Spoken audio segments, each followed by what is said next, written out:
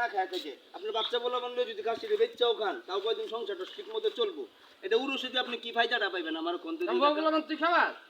আরে বাবা আমি খাওয়াই না ঠিক আছে আপনি খাওয়ান কিন্তু এটা উরুষে দিয়া এটা মাজারে দিয়া আপনি কি ফায়দাটা পাইবেন কোনো ফায়দা পাইবেন কোনো ফায়দা পাইবেন না কাকা কথাটা বুঝেন সবাই দিব কথাটা বুঝেন কাকা কি বুঝবো এখন এইগুলো এসে ব্যবসা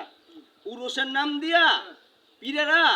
লাখ লাখ টাকা উড়ায় এরকম কথা এ আসে এখানে তো লয় 10,000 এ আসে এখানে তো লয় 20,000 এ আসে এখানে তো লয় 50,000 এ আসে এখানে তো লয় 1 লাখ এ আসে এখানে যে গরু এ আসে এখানে যে মহিষ এ আসে এখানে যে মুরগি এ আসে এখানে যে হাঁস এইগুলি কি করে জানেন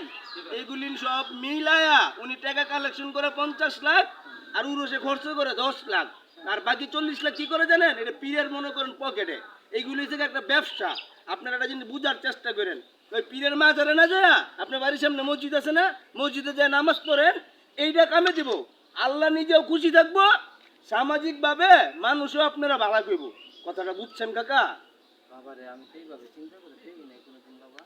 তোর কথাটাই বাবা রাইট বাবা এই কথাটা আমি কোনোদিন চিন্তা করিনি বুঝছেন কাকা আমি